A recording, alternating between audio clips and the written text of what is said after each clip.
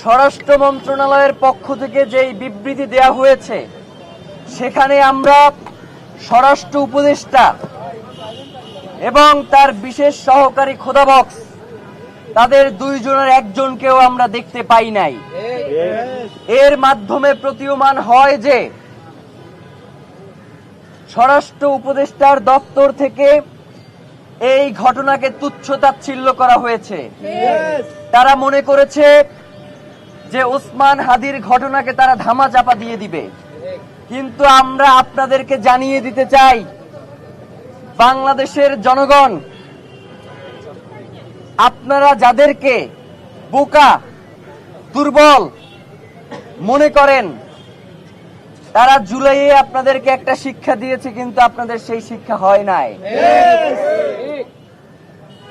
5 তারিখ থেকে 20 তারিখ পর্যন্ত বাংলাদেশের জনগণের যেই দায়িত্ব ছিল তারা সেইটা পূরণ করতে পারে নাই।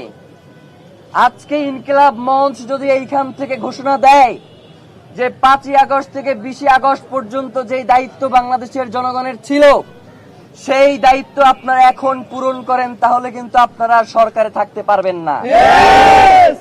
আমরা ইনকিলাব মঞ্চের পক্ষ থেকে বাংলাদেশের সাধারণ জনগণকে সাথে নিয়ে জানাতে চাই যে আপনারা গতকালকের যেই বিবৃতি দিয়েছেন সেই বিবৃতিতেই আপনাদের চোখে মুখে স্পষ্ট ভেসে উঠেছে যে আপনাদের কাছেই আসলে এর কোনো সুস্পষ্ট ব্যাখ্যা নাই। আপনারা এক এক সময় এক এক ধরনের কথা বলছেন। এই বলছেন খুনি ভারতে পালিয়ে গেছে, আবার এই বলছেন যে খুনি দেশে আছে। বাংলাদেশের গোয়েন্দা সংস্থার আসলে কাজ কি? ট্যাক্সের টাকায় বাংলাদেশের সবথেকে গুরুত্বপূর্ণ জায়গাগুলোকে দখল করে আরামায়েশ করার জন্যই কি আপনাদেরকে জনগণ এখানে বসিয়ে রেখেছে?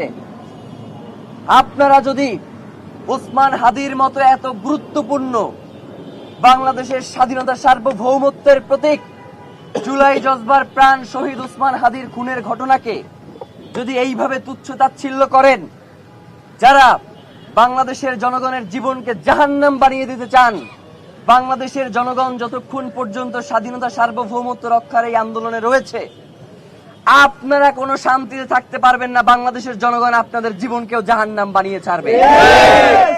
আমরা বলতে চাই, আমরা যেই 2টা দাবি জানিয়েছি, আপনারা এখন পর্যন্ত খুনি কোথায় রয়েছে? আপনারা খুনির ড্রাইভারকে গ্রেফতার করছেন, খুনির ড্রাইভারকে আপনারা গ্রেফতার করতে সক্ষম হন নাই। খুনির যে পিতামাতা রয়েছে, খুনির শ্যালক রয়েছে, এক এক সময় এক এক